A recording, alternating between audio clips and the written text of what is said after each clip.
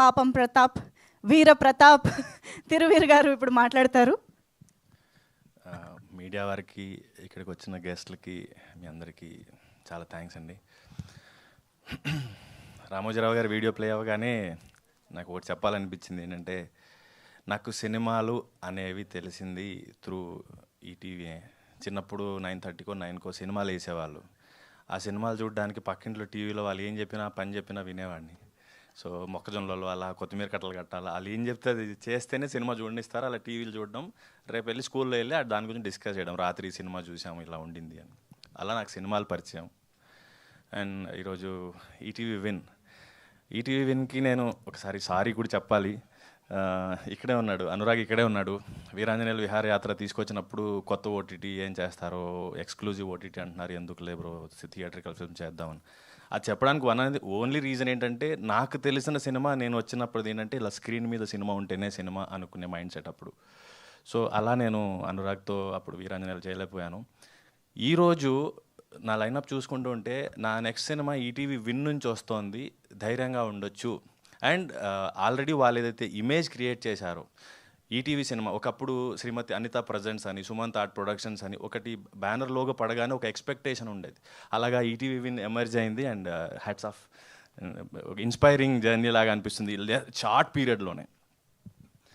And Naresh, ఇక్కడ నేను కృషి ఎంటర్టైన్మెంట్కి, ఈటీవీ విన్కి థ్యాంక్స్ చెప్పాలి. ఏంటంటే, నరేష్ నాకు 2021లో ఈ కథ చెప్పాడు. ఒక దర్శకుడు ఒక కథను పట్టుకొని ఇంతకాలం తిరుగుతున్నాడు అంటే దాన్ని ఎంత నమ్ముంటాడు మీరు ఊహించుకోవచ్చు. సో నరేష్ ఈటీవీ విన్ వాళ్ళు ఓకే చేశారు అన్నప్పుడు నరేష్ కోసం ఈ సినిమా చేద్దామనిపించింది. ఎలా ఉన్నా ఎలా చేసినా కూడా అంత తిరిగాడు ఈ కథ పట్టుకుంటాను. సో రాకేష్ గారికి, రుద్రదేవ్ గారికి అండ్ ఈటీవీ విన్ గారికి థ్యాంక్ యూ. ఇంకా పాపం ప్రతాప్ విషయానికి వస్తే, ఫస్ట్ టైం సటిల్ యాక్టింగ్ నుంచి కొంత నరేష్ నన్ను ఛాలెంజ్ చేయించడం మొదలుపెట్టాడు వర్క్షాప్ నుంచి. నాకు నువ్వు పాత సినిమాలో అలా కనబడకూడదు, కొంచెం రా కమర్షియల్ స్పేస్కి రా, కొంచెం మారుద్దాం యాక్టింగ్ అని. సో కొంచెం నరేష్ ఏం చెప్పాడో అది వినుకుంటూ కొంచెం కష్టపడి చేశాను. అఫ్కోర్స్ అవుట్పుట్ చూసాక చాలా నచ్చింది నాకు. అండ్ ఇంకొక విషయం ఏంటంటే, మీరు ఆన్ స్క్రీన్ ప్రతాప్ని, బుజ్జమ్మని చూడబోతున్నారు. ఆఫ్ స్క్రీన్ తిరువీర్ అండ్ ఆడియన్స్ని నేను చూద్దాం అనుకుంటున్నాను. ప్రతాప్కి, తిరువీర్కి కామన్ పాయింట్ ఏంటంటే, బుజ్జమ్మ ఎలా అయితే చిన్నప్పటి నుంచి ఇష్టపడి 3 రోజుల్లో ఎలా అయితే వెళ్ళిపోతుందో, ఆడియన్స్ సినిమాలు బాగున్నాయి అంటారు ఓటీటీలో చూస్తూ ఉండే. సో ఈసారి అది బ్రేక్ అవ్వాలని కోరుకుంటున్నాను. నా సినిమాలు థియేటర్లో కూడా డబ్బులు చేస్తాయి, తిరువీర్ సినిమాలు థియేటర్లో కలెక్షన్స్ వస్తాయనేలాగా ఇది ప్రూవ్ చేస్తుంది అనుకుంటున్నాను.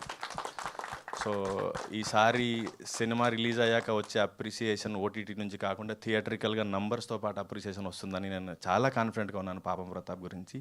అండ్ రాధాకృష్ణన్ సార్ కోటిలో 100 రూపాయలకి రేడియో కొనుక్కొచ్చుకొని ఆనంద్ పాటలు ఎప్పుడు వస్తాయని ఎదురు చూసేవాడిని. అండ్ థ్యాంక్ యూ, మంచి సాంగ్స్ ఇచ్చారు. అండ్ మా డిపార్ట్మెంట్ మొత్తాన్ని, డైరెక్షన్ డిపార్ట్మెంట్, ఆర్ట్ అందరికీ కూడా థ్యాంక్ యూ సో మచ్, బాగా కోఆపరేట్ చేశారు.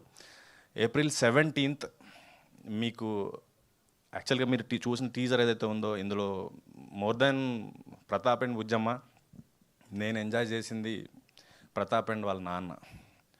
ఈ సినిమా చేస్తున్నప్పుడు చాలాసార్లు మా నాన్న గుర్తొచ్చాడు నాకు. మా నాన్న ఉంటే ఇలాగే సపోర్ట్ చేసేవాడేమో, ఇలాగే గద్దించేవాడేమో అని. మీరు ఎంత నవ్వుతారో అంత ఏడుస్తారు. ఈ సినిమా కంప్లీట్ మీ ఫ్యామిలీ మొత్తం కూర్చుని చిన్నపిల్లలతో సహా తీసుకెళ్ళి చూసే సినిమా. ఎక్కడ అసభ్యకరంగా కానీ అభ్యంతరకరంగానే ఉండదు.